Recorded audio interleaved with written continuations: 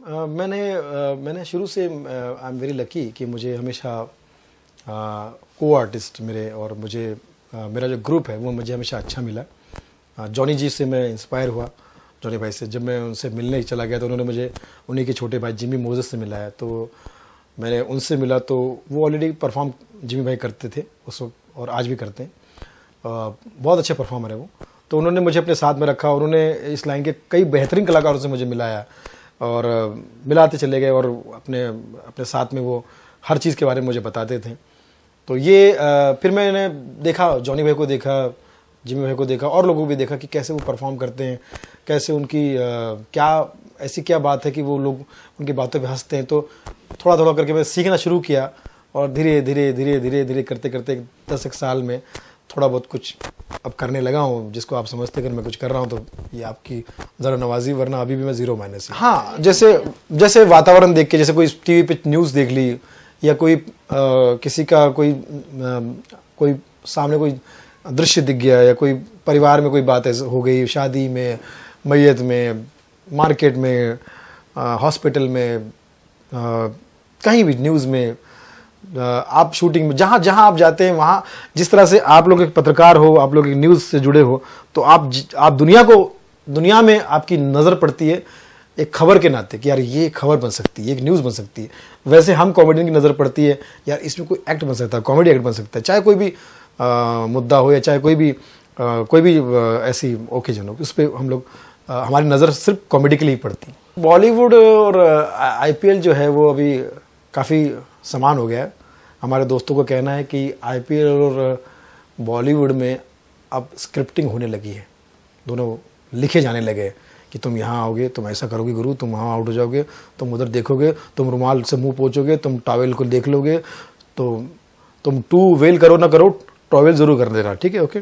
और जितने भी बेचारे संत श्रीनिवासन, ये जितने श्री वाले नाम वाले हैं, श्रीकांत तो घबराए हुए हैं कि भैया कहीं ऐसा ना कि इस लिस्ट में मैं भी ना आ जाऊं। तो वो श्रीदेवी की प्रार्थना कर रहे हैं कि हे श्रीदेवी, इन श्री के चक्कर में मुझे श्री 420 ना बना देना। तो ये सब चल रहा है। और क्योंकि क्रिकेट की इतनी दीवानगी है कि आप देख सकते हैं कि दो लोगों की बड़ी दीवानगी, एक तो बाबाओं की दीवानगी बहुत है। आप देखिए बाबाओं का प्रवचन देखने या क्रिकेट देखने के लिए दोनों में स्टेडियम पैक होता है और दोनों के विचारधाराएं करीब करीब एक जैसी होती है या कुछ कुछ थोड़ी सी अलग हो सकती है। बाबा कहते हैं परिवर्तन ही हमारे संसार का नियम है, परिवर्तन ही हमारे संसार का नियम है। जबकि क्रिकेट कहता है नो, परिवर्तन नहीं, फिक्सिंग ही हमारे संसार का नियम है। एवरीथिंग इज फिक्स, कैसे क्या कब कहाँ होगा सब फिक्स है। ये चौका, ये सिक्स सब है फिक्स। क्रिकेट, अब क्रिकेट नहीं, उनके लिए विकेट बन गया, क्योंकि क्रिकेट को भी क्रिकेटर ने खेल समझ लिया। क्रिकेट में तो अब कोई भी क्रिकेटर गंभीर नहीं है, गौतम गंभीर भी नहीं है। इस लेवल पे काम हो रहा है क्योंकि सब लोग ऐड में बिजी है। क्रिकेट छोड़ के लड़कियों के पीछे रात भर चैटिंग करते रहते हैं। अगर कोच पूछता क्या कर रहे हो नेट प्रैक्टिस, लगे हुए हैं उसमें, लगे हुए ऐड में बिजी, इतने ऐड में बिजी है, कोई वो बेच रहा है, कोई वो बेच रहा है, कोई ये बेच रहा है, कोई वो बेच रहा है।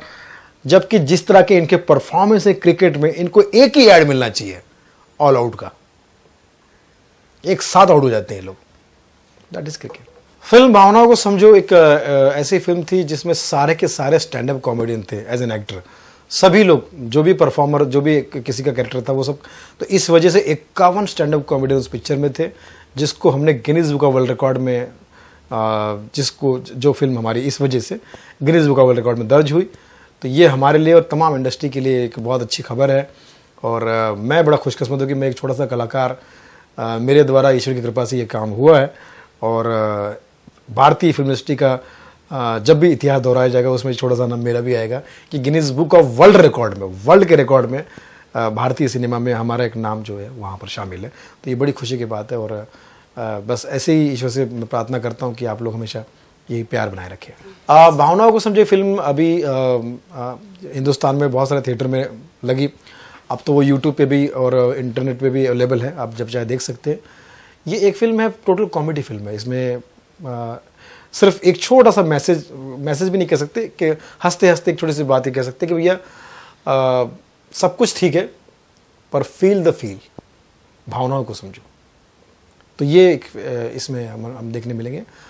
और बाकी तो कॉमेडी है। म्यूज़िक बहुत अच्छा है फिल्म का। म्यूज़िक अगर आप सुनेंगे तो सोनू निगम, श्रेया घोषाल, सुनिधि चौहान, शान, नीरज श्रीधर, राजा हसन और सब ने गाने गाए उस पिक्चर में। मैंने भी गाना गाया। रे मकई तो हर गुन गवले ना जाला, रे मकई तो हर गुन गवलो ना जाला, बात करे बुदुर बुदुर दाल छितराला, भैंसी की माटा से सट सट घोटाला, रे मकई रे मकई रे मकई तो हर गुन गवलो ना जाला। एक भोजपुरी फोक सॉन्ग है, हमारे मित्र अशोक मिश्रा हमेशा गाते थे, उनका मैंने चुरा लिया और उस गाने को मैंने अपने फिल्म में रखा। और उस गाने की वजह से हमारी फिल्म को एक बहुत अच्छी दिशा मिलती है। बहुत अच्छा गाना बन पड़ा है। ये मैं पूछ के बताऊंगा उनसे कि गाने का मतलब जो है, गाने का मतलब ये कि मकई जो आप जानते हो मकई, हाँ कौन ना, वो अच्छा एक किस्सा याद आ गया कि मैं एक मकई की दुकान पे गया। मैंने कहा, दुकानदार से पूछा ये क्या है, मैंने सेम सवाल पूछा ये क्या है, तो मकई ने मुझे कहा, अरे दीवानो मुझे पहचानो, मैं हूं कौन।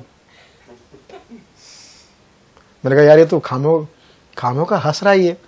तो हंसूंगा है ना, मैं लाफिंग भुट्टा हूं। मैंने कहा यार तो मतलब तू भुट्टा है? भुट्टा होगा तेरा बाप। तो बोले तू कौन है? मकई। तो मैंने कहा ये काफी मजाक के मूड में लग रहा है मुझे। तो मकई मतलब जो है भुट्टा, कौन जो है उसकी तारीफ है ये कि मकई तो हर गुण गवलो ना जाला, कि तेरी तारीफ मैं कर नहीं सकता, इतनी वैरायटी तेरे अंदर है। भात करे बुदुर बुदुर दाल छितराला, इससे दाल भी बन सकता है, भात भी बन सकता है। और भैंसी की माठा से सटो, उसमें भैंसी की माठा से भी कुछ, ये पूरा कुल मिला के जो मामला जो है मकई की तारीफ बहुत है इसमें।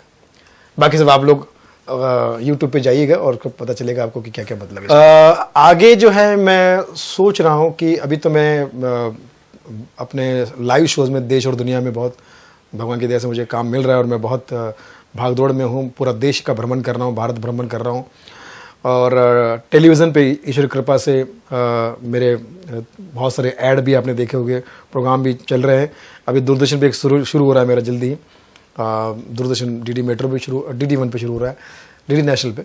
और उसके बाद फिल्में बहुत सारी अभी आ रही है। क्रिस 3 आ रही है, डर्टी पॉलिटिक्स, फिल्मी दुनिया, टेंशन मत ले यार, और भी सारी फिल्में आ रही हैं, परेशानपुर, तो भंवरी का जाल, ये सारी फिल्में आ रही है। रीजनल फिल्में भी आ रही है, मराठी 4-5 फिल्में आ रही है।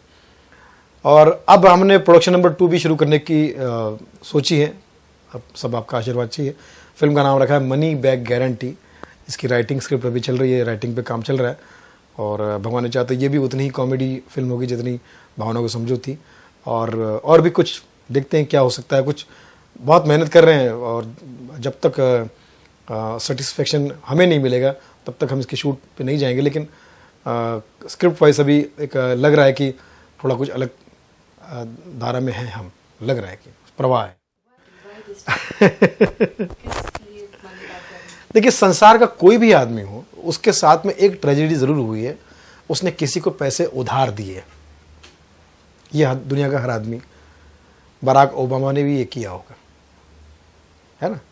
और बराक ओबामा में अफ्रीका के लोगों ने, वेस्ट इंडीज के लोगों ने बराक ओबामा से फैमिली मेंबर समझ के कई बार उधार लिया होगा और पैसा लौटाया नहीं होगा। तो बराक ओबामा ये भी नहीं कह सकता कि सालों तुमने मुंह काला कर लिया, क्योंकि ऑलरेडी काला है मुंह, ठीक है। खैर, लेकिन अब जब हम लोग किसी को उधार देते हैं,